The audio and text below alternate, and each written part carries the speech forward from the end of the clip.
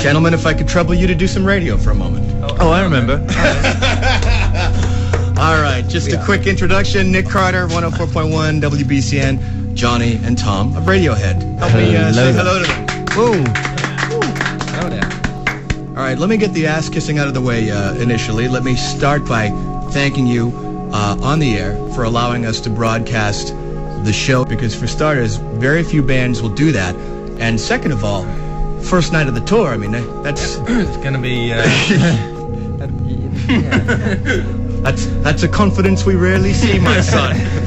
We rarely see indeed. It's not really confidence, What is it? With brass face. All right, do me a favor, Tom. We're using the cheap mic, so get close to it. That's not a cheap mic. It's a very old mic. All right, it is. It's probably older than you are. It is. Yes. There's a very old mic. That's good. There's not many things. All right, well, let me start with an obvious question. The tour begins here in Boston, where you played your first American show back at the old Venus de Milo. You've worked at Fort Apache here on the first two records. You're starting your North American tour here. Do you feel some kinship with this city, or is this just sort of a matter of logistics? Am I overthinking this entirely? It's one of the nicest cities to start a tour in, must be said. Now, why is that? Because customs is nice when you come Customs in. That's true. Bit more friendly in immigration. That's actually true. Yeah, than New York or anywhere. Yeah. And I don't know. We do seem to start a lot of our things here. It's true, isn't it? That's weird. I don't know. We just feel at home wandering around here. It's a little bit, European. You must feel it to some degree too, because of the mystique that's surrounded Radiohead of the past couple of years. You must get to the point where you're like, just get out of our faces, just let us get on with what we're doing. That's kind of why we were like, we're sort of not less like that this time, really. We actually sort of, it was quite funny, really. We're actually really trying to be nice, weren't we? We had a definite trying to be nice policy. It just, whatever.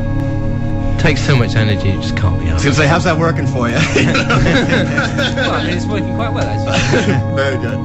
All right, well, here's what happened. We opened the floor, the floodgates, if you will, to your fans, and we picked I picked three fans with specific questions, and they had the opportunity to ask one specific question. And they came in and got a chance to meet you and ask one specific question. You know what? Actually, I'm sorry. Let me start with, is Jason here? Jason didn't come here? All right. Well, let's start with Millie then. Wait, say hi to the boys, Millie. Hey, how are you? Millie? Good afternoon. Hi. Well, my question is, if you were given the choice to play a live concert using only utensils found in a kitchen, what would you each pick and what would you play? Oh, man. I call the soup ladle. Can we use any computers? No, I guess we can't. Electric utensils. What are you gonna sample? Electric utensils. What are you gonna sample the toaster? Electric utensils. It floored me. Only because, they'd all be great, wouldn't they? So it's just narrowing down. Yeah, of course it would. I don't know. I don't think a fridge would be that good. Fridge, yeah, that would be great. A fridge. Why would a fridge be good? Listening closely, the kind of buzz of a fridge would be great. You can open the door, Yeah. shut it again. Yeah, that sounds good. Like very quiet sounds, but listen to it for a long time. I think would be great. And what would you guys play? I'd do the cooker. Yeah. Okay. Gas cooker. What song? Oh. What? Crepe. Gloaming, maybe. If you could see the look on Tom's face right now. Check, please, everybody out of the pool. I'm sorry, I'm trying too hard. It's a very strange question and one we're failing to answer. I'm trying to think of something that actually has any note in it in the kitchen. And I also wonder at this stage of the game too, how you even develop a set list when you tour. And here's another question from Rebecca. She says, a question for Radiohead. How are set lists determined? Do you ever check out message boards to see what songs fans are hoping to hear? You recently played Creep in Japan. What prompted that decision? No, better not. Yeah, we do set lists, anything up to like 2 or 3 hours before the show sometimes, but we're thinking we're going to do tomorrow's set list tonight. Yes. So it's different all the time. And Nightmare. And Creep we played in Japan with like 5 minutes warning. We just decided to do it.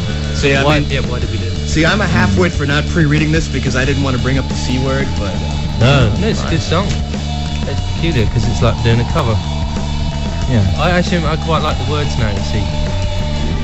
So I quite like singing it. You know, it's like the internet is now buzzing. Wait a minute, Tom likes Creed. Requests from rock shows all over the country going, hey, he likes it now.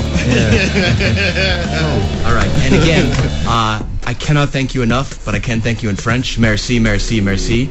Nice. For allowing us, for coming up, and more importantly, for allowing us to broadcast the show, because there are literally thousands and thousands and thousands of people who didn't get tickets because it's sold out like that. So is it broadcast live? Yes. So can I swear? You know I'm using... Oh, I'd be disappointed if you didn't. I just need to check. Amazing. I'd be disappointed if you didn't, lob the occasional F-bomb here and there. You know what I mean? My mum hates it. That's rock and roll. All right, again, Boston and everyone here in the studio, please help me thank Thom Yorke and Johnny Greenwood of Radiohead. Jeez.